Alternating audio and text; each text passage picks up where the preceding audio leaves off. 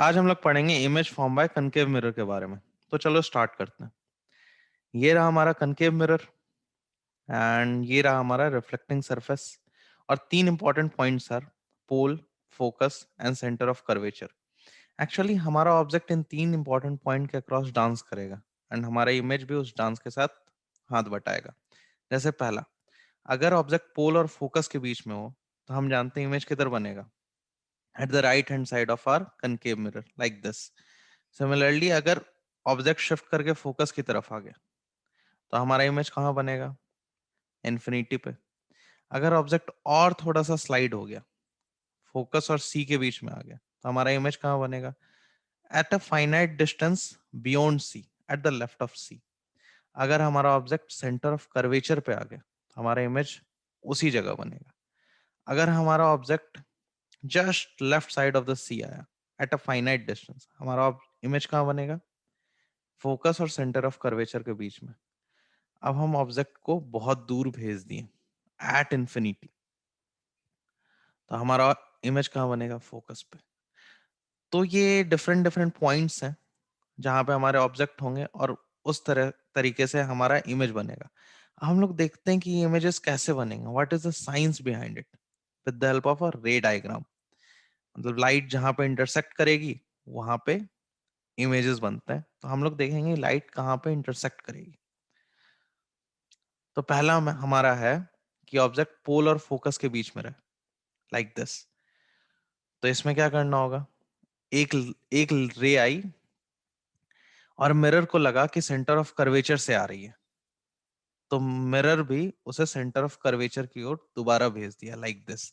तो एक रे का इंतजाम हो गया। अगर दूसरी रे इंटरसेक्टिंग मिल गई तो हमारा इमेज भी उसी जगह बनेगा। तो हमने पोल से एक रे को पास कराया, तो रिफ्लेक्ट होके लॉ ऑफ रिफ्लेक्शन फॉलो करते हुए I is equal to are बना के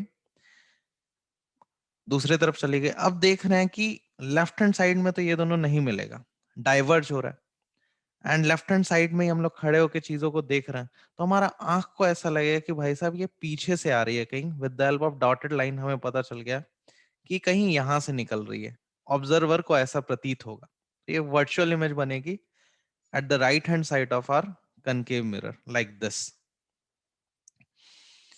अगर हमारा ऑब्जेक्ट फोकस पे रहे तो क्या होगा, तो फोकस पे रख देते हैं।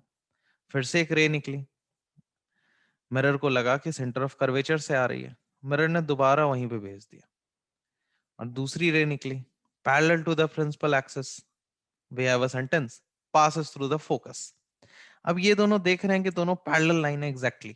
और पैरेलल लाइन कहाँ मिलती है, इन्फिनिटी पे। तो इन्फिनिटी पे हमारा इमेज बन गया अगर हमारा ऑब्जेक्ट फोकस पे रहा तो।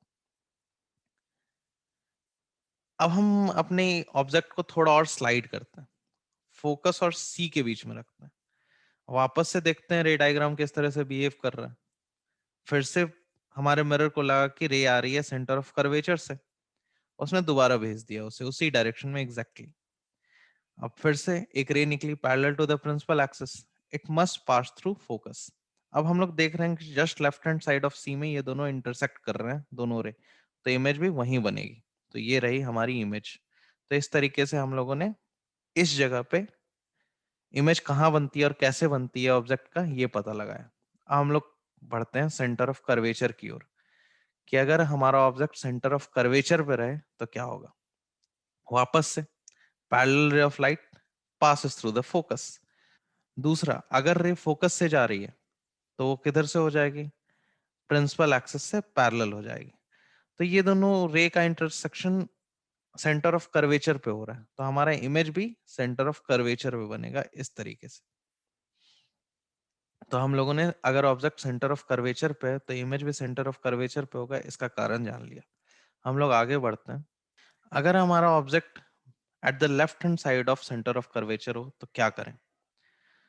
तो वापस से हम लोग सिंपल रे डायग्राम का रूल फॉलो करेंगे।